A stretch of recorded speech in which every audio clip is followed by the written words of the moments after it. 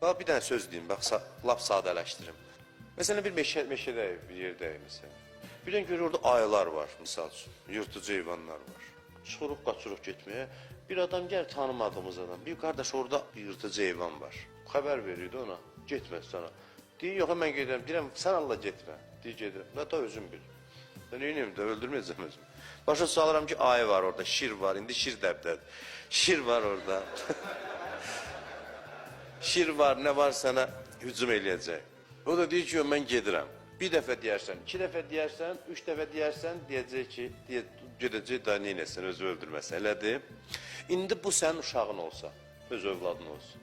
Necə deyirsən ona, hansı tonda? Deyirsən, çəkil, keç bir yana. Başla əmr eləməyə, elədir, qışqırırsan üstünə. Hətta görsün ki, etina eləmir, bəlkə əl də qaldırarsan ona. Sevgi nəyə gətirdi, yaratdı, əmri yaratdı. Allah əslində onu xəbər verir ki, qarşıda yırtıcı heyvanlar var, amma biganə demir. Yırtıcı heyvanlar var, get sözsüz yiyəcək, deyir, getmə, olmaz. Özünə aid edir məsələ. Bax, budur varlıq aləminin həqiqəti belədir. Əmri qatır ortaya deyib, olsun, mənim əmrimi yerə salmışsan, gəl mənim qapıma, mən düzəldim, mən bağışlayayım.